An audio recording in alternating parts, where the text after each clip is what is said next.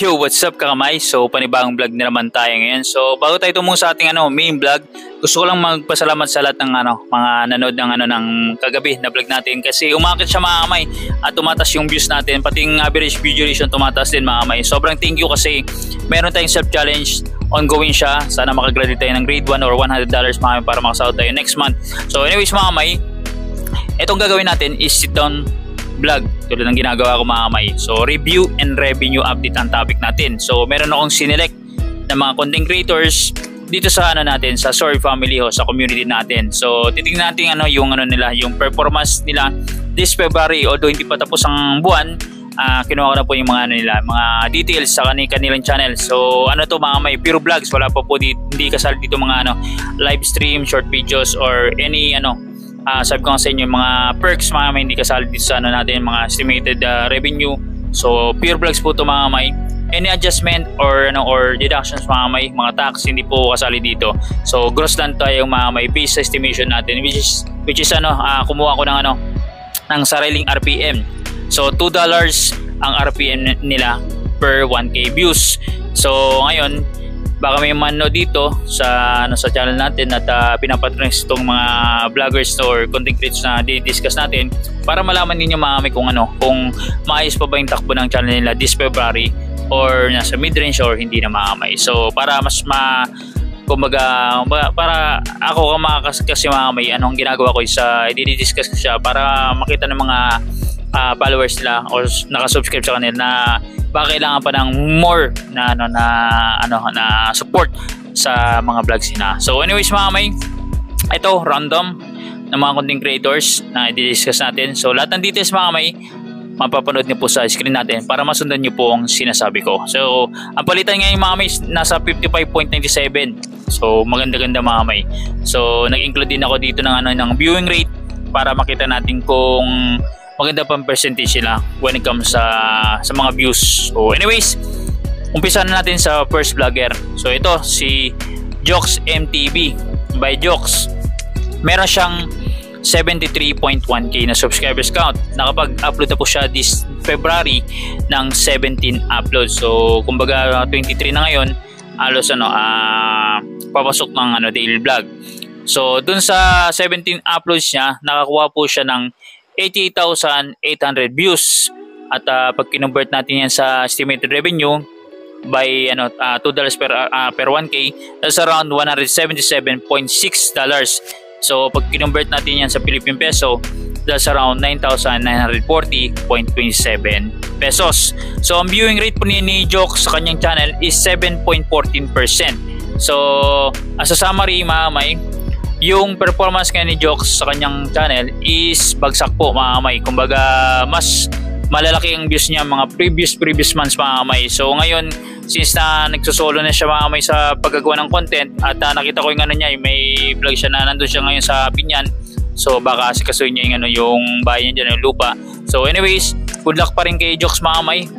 Alam ko na naggagawa na siya ng gusto niyang content mga kamay para mas ma-establish. At the same time, nandun lang siya sa hometown, doon sa Mindanao, lalo sa Davao, sa Panabo mga kamay. So anyways, ingat kay Jokes at good luck sa career mo sa pag-vlog. So anyways, dito na tayo sa pangalawa mga kamay. Eto, kasama to sa team Kapanalig, si Didit TV. So meron siyang 14.2k na subscribers count. Nakapag-upload na po siya this February ng 14. Doon sa 14 na yon, meron siyang 61,500 na views. So pag kinonvert natin yan sa estimated revenue, that's around $123. So pag kinonvert natin yan sa Philippine peso, that's around 6,884.31 pesos. So ang viewing rate ni DDTV mga kamay is around 30.93%. So as a summary mga kamay, maganda po ang takbo ng channel ni Didit as a small YouTuber mga kamay. Kasi ang viewing rate niya is mataas mga kamay. Kumbaga doon sa 14,000 niya, malaki yung nakukuha niyang views when it comes sa percentage mga kamay. Kumbaga maraming nanonood sa vlog niya. So mas maganda para mas lumaki yung revenue ni Didi kung kaya niya mag daily vlog ng 2-3, so mas lalaki ang ang revenue when it comes sa vlogging mga kamay. So malay mo nag live stream to makakuha siya ng mga super chat. So additional yun mga kamay. Pero anyways, nakapokus tayo sa sa mga vlogs mga kamay. So ito po yung performance si DDTV when it comes sa vlogs mga kamay. So maganda-ganda. More vlogs ang dapat niyang asikasuhin mga kamay. So anyways, dito na tayo mga kamay sa number 3. So number 3 natin from Team Kapanalig din, kapatid ni Louie TV, si Kautol TV mga kamay. Meron siyang 24.9k na subscribers count. Nakapag-upload po siya this February ng 17 mga kamay. So medyo halos pa daily vlogs din siya si Kautol. So dun sa 17 vlogs na yon, nakakuha siya ng 150,200 views. So pag kinuha natin yung estimated revenue niya into dollars, that's around $300.40 mga kamay. Pag kinonvert natin yan sa Philippine peso, that's around 16,813.38 pesos. So ang viewing rate niya ni Kautol TV is around 35.48%. So ibig sabihin mga kamay, maganda po ang tinatakbo ng channel ni Kautol TV, kasi 35% is a good number, kasi 'di ba, like I said, na-discuss ko 20% pataas mga kamay para mas makakuha sila ng maayos sa revenue. So magdedepende na lang mga kamay yan kung gaano kahaba pinapanood ng mga viewers ang kanilang vlog mga kamay. So kung mataas man ang viewing rate, tas maiksi yung panonood nila, mababa din ang revenue. So kumbaga dapat mag-jive sila. So malaki yung views, mahaba pinapanood, so mas merong magandang revenue na nag-aantay sa isang content creator. So kay Kautol TV, maganda po yung takbo ng channel niya this February 2024. So anyways, dadako tayo ngayon mga kamay sa number 4 na content creator. Ito, walang iba kundi si Katuba Official, si Jared Waskin mga kamay.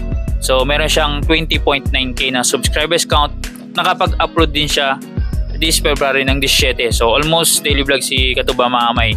So doon sa 17 uploads, nakakuha po siya ng 63,000 views. So pag kinonvert natin yan sa estimated revenue, that's around $126. So sa Philippine peso naman, that's around 7,052.22 pesos. So ang viewing rate ni Katuba is around 17.73%. So ibig sabihin mga kamay, medyo papasok na si Katuba mga kamay sa magandang viewing rate. Kaya lang naman mababa ang niya yung revenue mga kamay. Syempre, kumbaga una sa lahat mga kamay, kung gusto mas malaking ang revenue, damihan ng uploads mga kamay, kasi papasok na siya sa magandang estado ng percentage when it comes sa views mga kamay. View duration na lang ang malay natin, baka mababang view duration niya. Kumbaga ang iba pa nag-skip ad, so mababa din ang makakuha niyang revenue mga kamay. So kumbaga kay Katuba, masipagan niya pa kung kaya twice or thrice na upload, kasi meron naman talaga nanonood sa kanya kahit nasabi na malilit ang views mga kamay. Pag mo talaga kinuha ang percentage sa subscribers count mga kamay, mas titingnan mo yung mga kamay na maganda yung niya, percentage, viewing percentage mga kamay. So dapat kumbaga mag-jive lahat. Maganda ang viewing rate, average view duration, ang equals ng mga kamay, maganda din ang revenue na makukuha ni Katuba mga kamay. So anyways, eto na yung panglima mga kamay, si Kautoy TV. So meron siyang 62.2k na subscribers count. Nakapag-upload po siya this February ng 16 uploads. So ang views niya po is pumalo po ng 154,100 views. So pag kinuha natin estimated revenue niya into dollars, that's around $308.20. So pag kinonvert natin yan sa Philippine peso, that's around 17,249.95 pesos. So ang viewing rate ni Kautoy mga kamay is 15.48%. So ito naman mga kamay, malalaki ang views niya ni Kautoy sa kanyang mga vlogs mga kamay. So pero yung viewing average almost there sa 20% na minimum natin. So kaya naman nakakuha siya ng magandang kumbaga as a content creator, sa small YouTuber, medyo maganda na yung estado ng revenue pagka ganyan po, mga 300 plus pataas mga kamay. So sa mga tulad ni Kautoy kasi na medyo pa-establish na channel, so alam ko mas kumbaga may ini-aim siya na revenue every month, kumbaga mas mataas dito. So hopefully makuha niya, kasi ito naman is vlogs, So pag nag-live stream siya, nakakuha siya ng super chat or any perks mga kamay, mas malaki ang makukuha niya na revenue within the month mga kamay. Pero anyways, ito is a good number sa vlogs mga kamay. So kumbaga kung gusto niya pataas si mga kamay, kailangan niya mas maraming upload sa kanyang channel. So yan po mga kamay, dadako na tayo sa sa pinaka last. Ito mga kamay, ang talagang isa sa nang hinahingan ko mga kamay sa channel kasi napakalaki na po mga kamay. Ito si Kamuning Official, si Meow Meow. Meron na siyang 174k na subscribers count. Nakapag-upload po siya this February ng 14. So dun sa 14 na yun, ang nakuha niya lang na views is 20,921. So pag kinonvert natin yan sa estimated revenue sa dollars, that's around $41.84 mga kamay. Pag kinonvert natin yan sa Philippine peso, that's around 2,341.89 pesos. So ang viewing rate po ni Kamuning mga kamay is 0.85%. So ibig sabihin wala pa pong 1% mga kamay.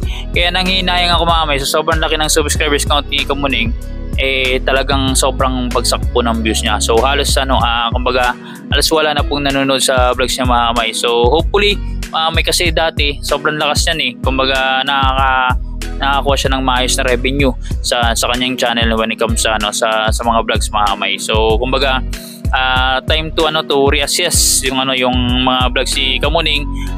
I-check niya mga kamay yung mga contents na kung saan siya malakas para yun nga panoorin kanyang channel. At nanghinahingin ko mga kamay kasi malaki na yan, 174k na subscribers count. Hindi na po siya biro mga kamay.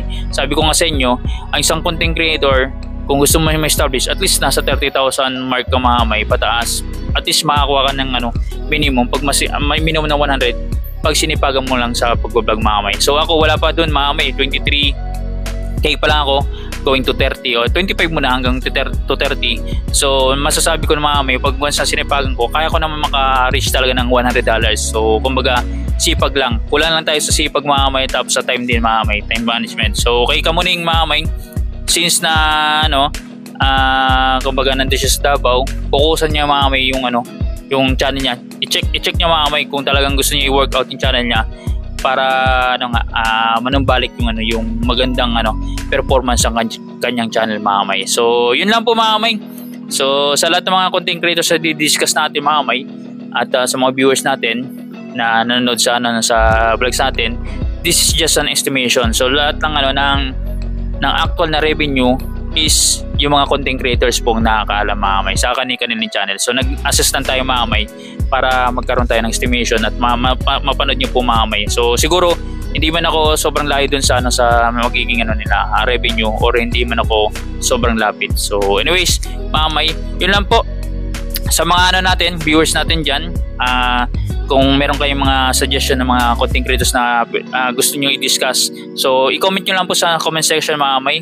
Maybe ma-discuss natin in the future sa mga vlogs natin dito sa review and revenue update. At bago tayo magtapos mga kamay, laging paalala ni Bidogs na don't skip ads sa mga vlogs natin at sa lahat mga content creators na pinapollow nyo. So para kasi mga kamay, para yan sa magkaroon kami ng maayos na revenue sa aming mga channel. So sobrang thank you po sa lahat at sa lahat ng mga kapanood at manood nitong vlogs natin. So panoyin mga kamay.